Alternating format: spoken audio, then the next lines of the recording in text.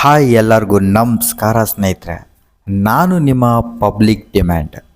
ಇವತ್ತು ಎಂಥ ವಿಷಯ ತಗೊಬಂದಿದ್ದೀನಿ ಅಂದರೆ ವಿಡಿಯೋ ಮುಗಿದ ಮೇಲೆ ನೀವೇ ಸಬ್ಸ್ಕ್ರೈಬ್ ಮಾಡಿಬಿಡ್ತೀರಾ. ಅದಕ್ಕಿಂತ ಮುಂಚೆ ಇವಾಗ ತಾನೇ ಬೆಳೀತಿರುವ ನಮ್ಮ ಚಾನಲ್ಗೆ ನಿಮ್ಮ ಆಶೀರ್ವಾದ ಬೇಕು. ಆಶೀರ್ವಾದ ಮಾಡಿದಿರಾ ಅಂದ್ಕೊಂಡು ವಿಡಿಯೋ ಶುರು ಮಾಡೋಣ. ನಮ್ಮ ಜನರಿಗೆ ಏನಿಲ್ಲ ಅಂದರೂ ಆಸೆ ತುಂಬ ಇರುತ್ತೆ. ಅದು ಹೆಣ್ಣು, ಹೊನ್ನು, ಮಣ್ಣು ಯಾವುದಾದ್ರೂ ಆಗಿರ್ಬೋದು. ಅದಕ್ಕೆ ಅದರ ಬೆಲೆ ದಿನೇ ದಿನೇ ಜಾಸ್ತಿ ಆಗ್ತಿರೋದು. ಅದರಲ್ಲೂ ತುಂಬ ಜನ ಭೂಮಿ ತಗೋಬೇಕು ಅಂತ ಅಂದ್ಕೊಂಡಿರ್ತಾರೆ.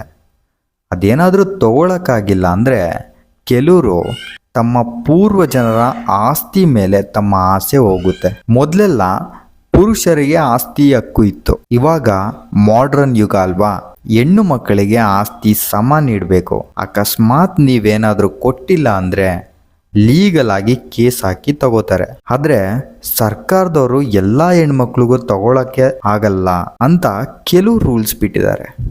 ಅದು ಯಾವುದು ಅಂತ ನೋಡೋಣ ಬನ್ನಿ.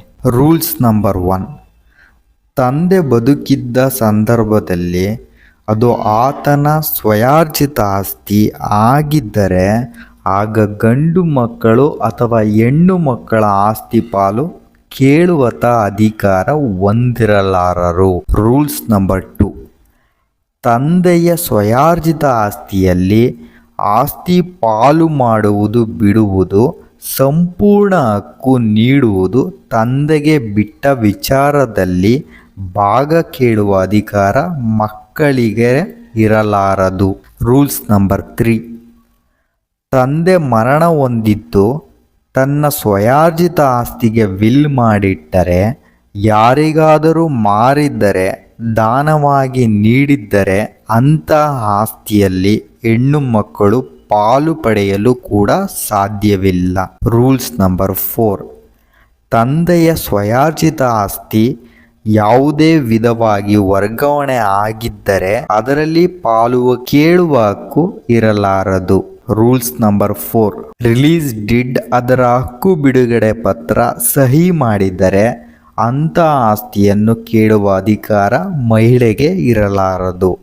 ಅಂದರೆ ಆಸ್ತಿ ಪಾಲು ಆಗುವ ಸಂದರ್ಭದಲ್ಲಿ ನನಗೆ ಆಸ್ತಿ ಬೇಡ, ಹಣವನ್ನು ಪಡೆಯುತ್ತೇವೆ ಎಂದು ಒಪ್ಪಿಗೆಯಿಂದ ಹಕ್ಕು ಬಿಡುಗಡೆ ಪತ್ರಕ್ಕೆ ಸಹಿ ಹಾಕಿದರೆ ಬಳಿಕ ಆಸ್ತಿ ಪಾಲು ಕೇಳುವ ಅಧಿಕಾರ ಇರಲಾರದು. ರೂಲ್ಸ್ ನಂಬರ್ 5, ಬಾಯಿ ಮಾತಿನಲ್ಲಿ ಆಸ್ತಿ ಬೇಡ ಎಂದು ಹೇಳಿ ಅನೇಕ ವರ್ಷದ ಬಳಿಕ ಆ ಜಾಗಕ್ಕೆ ಉತ್ತಮ ಬೆಲೆ ಬಂದಾಗ ಆಗ ಆಸ್ತಿ ನೀಡುವಂತೆ ಕೇಳುವ ಹಾಗೆ ಇರಲಾರದು. ಆಸ್ತಿಯಲ್ಲಿ ಬೇಕೆಂದೇ ಪಾಲು ನೀಡಿದ್ದಾಗ ಪಾಲು ಪಡೆಯಲು ಕಾನೂನಾತ್ಮಕ ಹೋರಾಟವನ್ನು ಮಾಡಬಹುದು.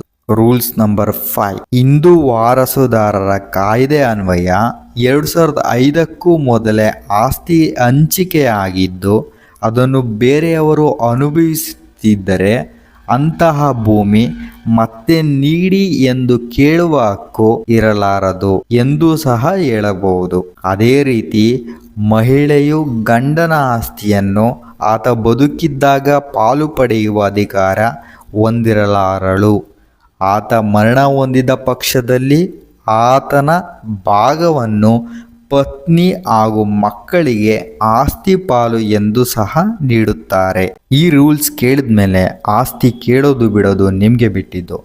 ಆದರೆ ನನಗನ್ಸಿದ್ದು ಆಸ್ತಿಗೋಸ್ಕರ ನಮ್ಮ ಬಾಂಧವ್ಯಗಳನ್ನ ಕಳ್ಕೊಬಾರ್ದು. ಮದುವೆ ಮಾಡಬೇಕಂದ್ರೆ ಎಷ್ಟೊಂದು ಖರ್ಚು ಮಾಡಿರ್ತಾರೆ, ಎಷ್ಟೊಂದು ಹೋರಾಡಿರ್ತಾರೆ, ಮದುವೆಗೋಸ್ಕರ ಸಾಲ ಮಾಡಿರ್ತಾರೆ. ಈ ಪರಿಶ್ರಮನೆಲ್ಲ ಮರೆತು ಪ್ರಾಪರ್ಟಿಗೆ ವ್ಯಾಲ್ಯೂ ಬಂತು ಅಂತ ಆಸ್ತಿ ಕೇಳೋದು ಎಷ್ಟು ಸರಿ?